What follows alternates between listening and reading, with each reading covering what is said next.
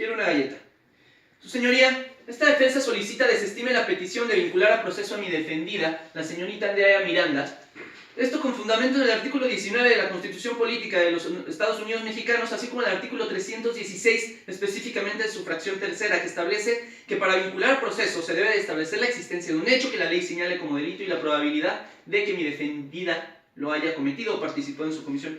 Esto con los datos de prueba que se cuentan en la carpeta de investigación. Y he de señalar, su señoría, que la Fiscalía ha citado estos datos de prueba de manera errónea y ha tergiversado la información, faltando al principio de objetividad y lealtad que asiste a las partes en los artículos 128 y 129 del Código Nacional de Procedimientos Penales. Su señoría, esto en relación a lo siguiente.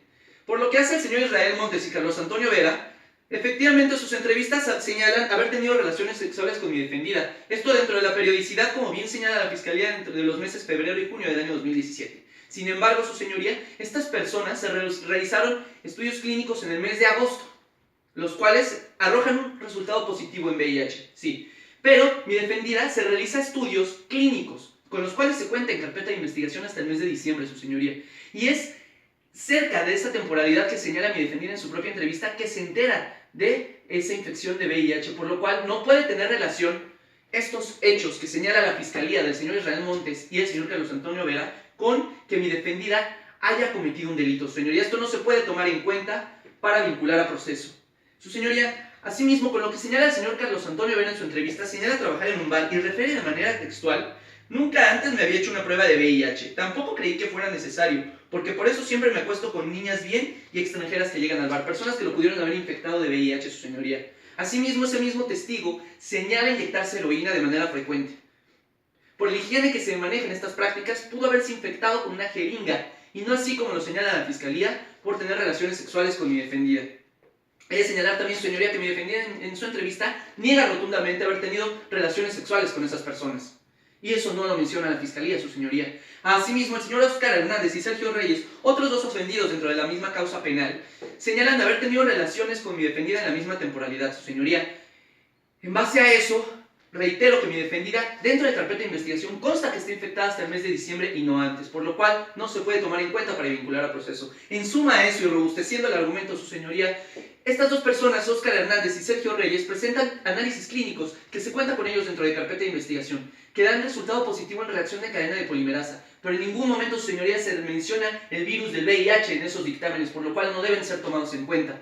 Asimismo, se cuenta con la entrevista del señor Luis Roberto Macías Villegas, novio de mi defendida, su señoría, con la entrevista del señor Daniel Bravo Díaz y la del señor Miguel Cruces Aguilar, ambos ofendidos reconocidos dentro de esta causa penal, los cuales señalan no estar infectados del virus del VIH. Incluso, el señor Luis Roberto Macías y el señor Daniel Bravo Díaz señalan de manera puntual que entregan sus análisis clínicos, en los cuales también se cuenta en la carpeta de investigación, y esos análisis clínicos, su señoría, anteriores al mes de diciembre, arrojan un resultado negativo para VIH.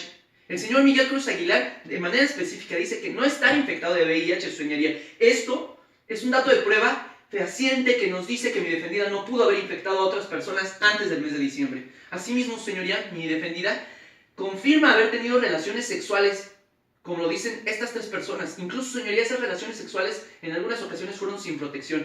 No pudo haber sido mi defendida quien contagiara a los ofendidos del virus del VIH. Y ahora, su señoría, por lo que hace a la entrevista de Gabriela Montes, como señala la Fiscalía, que ese testigo dice que mi defendida estuvo infectada desde el mes de enero del año 2017, su señoría, esto no puede ser tomado en cuenta. Ella es un testigo de oídas que no le constan los hechos de manera veraz, y de esa forma, su señoría, la Fiscalía está faltando ese principio de objetividad y de lealtad que acabo de mencionar. No debe ser tomada en cuenta esa entrevista. Y más aún, su señoría, mi defendida, justifica ese momento del mes de enero y señala que ella recogió unos análisis clínicos de un familiar, no análisis clínicos de ella, su señoría, por lo cual no se puede tomar en cuenta. Asimismo, su señoría, reiterando mi petición de que no se vincule a proceso de mi defendida, de señalar que la carga de la prueba, como establece el artículo 20, apartado A, fracción quinta de la Constitución Política de los Estados Unidos Mexicanos, asiste a la Fiscalía.